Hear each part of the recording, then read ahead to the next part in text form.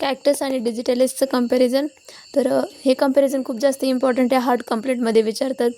तर याच्यामध्ये की फर्स्ट आहे की कंपॅरिझनमध्ये लिहायचं की त्याचे ॲक्शन. तर ॲक्शन कुठे आहे की हार्टवरती आहे. तर आता जी कॅक्टस मेडिसिन आहे, मग याच्यामध्ये जे हार्ट आहे तर त्याचं काय होतं, तर त्या ठिकाणी कन्स्ट्रक्शन वगैरे होतं, कॉन्ट्रॅक्शन वगैरे होतं, कंजेशन. आणि जे डिजिटॅलिस आहे तर त्याचे जे हार्टच्या कंप्लेंट असतात त्याच्यामध्ये काय होतं की विकनेस वगैरे असतं, फेलर इंटू द कार्डियक डिक्रीज होतं वगैरे. त्यानंतर आहे की नेचर ऑफ हार्ट अफेक्शन. तर आता जी काही कॅक्टसची मेडिसिन आहे तर त्याच्यामध्ये जे हार्टचं कंप्लेंट असतं त्याचं अफेक्शन कसं असतं, त्याचं नेचर तर कॉन्स्ट्रिक्शन वगैरे होतं, ऑपरेशन होतं आणि सर्क्युलेशन डिस्टर्ब वगैरे झालेलं असतं. त्यानंतर आता जे डिजिटॅलिस मेडिसिन आहे याच्यामध्ये जे नेचर ऑफ हार्ट ॲक्शनचं तर ते असतं की हार्ट स्टॉप बीटिंग, म्हणजे हार्ट जे आहे तर ते स्टॉप झाल्यासारखं वाटतं, मुवमेंट वगैरे, आणि फिअर ऑफ मोशन्स वगैरे असते. त्यानंतर आता जी कॅक्टस मेडिसिन आहे तर त्या मेडिसिनमध्ये जी पल्स असते त्या पेशंटची तर ती कशी असते की रॅपिड असते, हार्ड असते, फुल टेन्स, व्हॅस्क्युलर कॉन्जेशन वगैरे जे येतं ते होतं.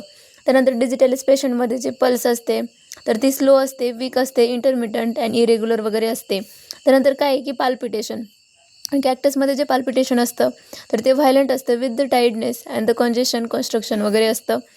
In digitalis palpitation there is the weak circulation, blood strangulation, dropsical condition, म्हणजे याच्यामध्ये जे सर्क्युलेशन वगैरे ते वीक झालेलं असतं. त्यानंतर आता मॉडेलिटी. तर मॉडेलिटीमध्ये फर्स्ट आहे की ॲग्रवेशन वगैरे. तर कॅक्टसमध्ये कशाने ॲग्रवेशन वगैरे होतं, ॲट नाईटला. त्याच्यानंतर lying on the left side, emotional एक्साइटमेंटमुळे.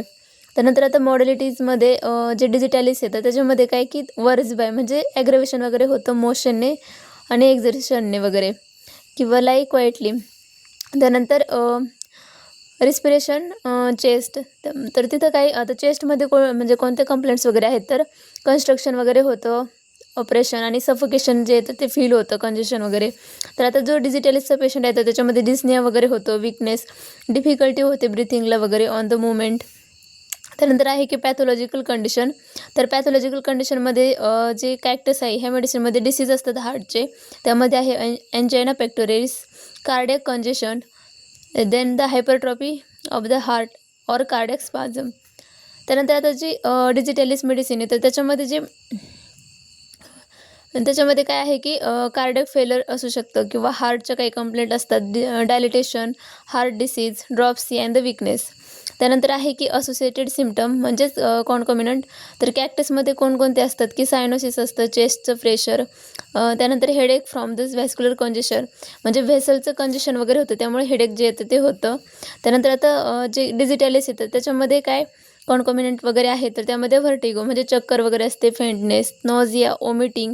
त्यानंतर सर्क्युलेशन जे येतं ते वीक झालेलं असतं, म्हणजे वीक सर्क्युलेशन वगैरे, आणि एक्स्ट्रीम प्रोस्ट्रेशन, म्हणजे खूप जास्त थकवा येतो त्या पेशंटला. त्यानंतर आता कॅक्टसमध्ये जे सर्क्युलेशन आहे तर ते कसं टाईपचं असतं, तर सर्क्युलेशन जे येतं त्यामध्ये कंजेशन झालेलं असतं, कन्स्ट्रक्शन असतं, फुलनेस आणि प्रेशर वगैरे असतो. त्यानंतर आता जे डिजिटॅलिस आहे तर त्याच्यामधले जे सर्क्युलेशन वगैरे आहे तर तिथं म्हणजे वीक झालेलं असतं, ते स्ट्रँग्युलेशन ऑफ द ब्लड, ड्रॉप्सिकल कंडिशन जे येतं ते असते. त्यानंतर आहे की सेन्सेशन आणि कॅरेक्टर. तर जे कॅक्टसचा पेशंट असतो तर त्याच्यामध्ये जे सेन्सेशन आहे कॅरेक्टरचं तर ते heart is graphs by the iron band or tightly squeeze, म्हणजे जे हार्ट वगैरे आहे तर तिथं एक आयर्नने म्हणजे त्याला टाईटली बांधलेलं आहे अशी टाईपची फिलिंग असते. त्यानंतर जे सेन्सेशन आहे डिजिटॅलिसमध्ये तिथं की heart will stop beating on the movement, म्हणजे जर मोशन वगैरे केलं तर मोशनने ते हार्ट जे ते स्टॉप झाल्यासारखं वाटतं, फिअर ऑफ मोशन वगैरे जे तर ते असते. So thank you.